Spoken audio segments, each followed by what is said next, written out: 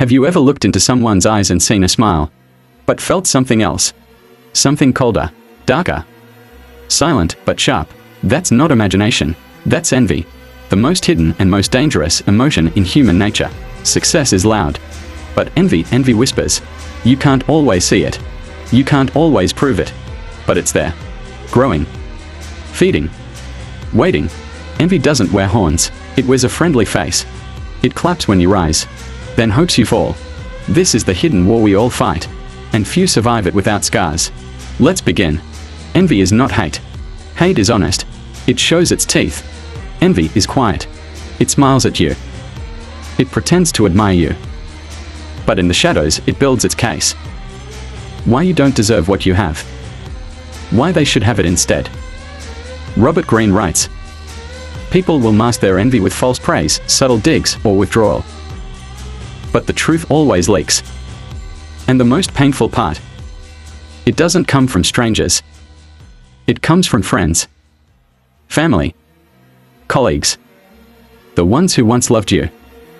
Because envy doesn't strike upwards. It strikes sideways.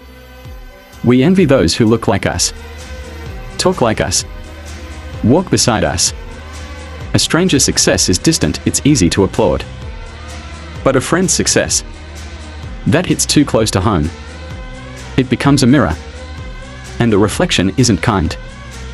You get a promotion, a deal, a breakthrough. You're excited. You expect celebration. But instead, you feel it. The energy shifts. The compliments feel colder. The conversations shorter. They stop calling.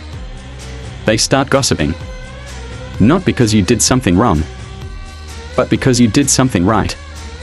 Envy makes people take your light and treat it like a crime. Mozart had Salieri. Lennon had McCartney. Jobs had Wozniak. And sometimes, you'll have your own Salieri. Someone close, who once walked beside you, but now watches from behind. Not because you betrayed them, but because your growth exposed their stagnancy. And that they cannot forgive. The cruel thing about envy is it disguises itself well. It sounds like, you've changed. Don't forget where you came from. Must be nice, huh? But those are not concerns. They are code.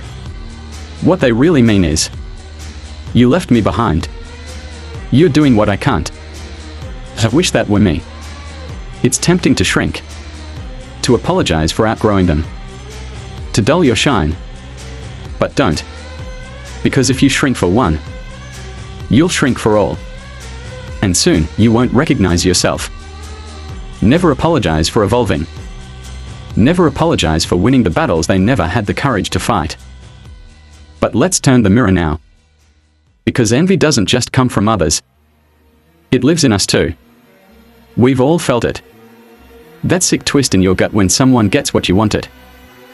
That fake smile when a friend announces their success. That thought, why not me? That is envy.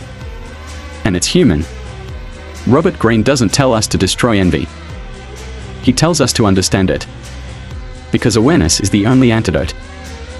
You don't fight envy with guilt. You fight it with truth. Ask yourself, what does this envy reveal about what I desire? What effort am I not putting in? What fear is stopping me? Then use it. Fuel it. Turn envy into action. Admire. Learn. Grow. But never resent. Because resentment is drinking poison and expecting the other person to suffer. So how do you protect yourself? 1. Move in silence. Not everyone deserves access to your blessings. Some people only clap until you pass them. Share selectively. Let your actions speak. 2. Don't expect loyalty from ego-driven people, if their identity is tied to being better than you. Your success is a threat, not a joy. 3. Watch for emotional shifts. Did they get quieter when you won? Do they compete when they once collaborated? Energy never lies. 4. Respond with distance, not drama. Don't confront envy head-on. It denies. It deflects. It defends. Just pull away. Let silence protect your peace. But here's the deepest truth.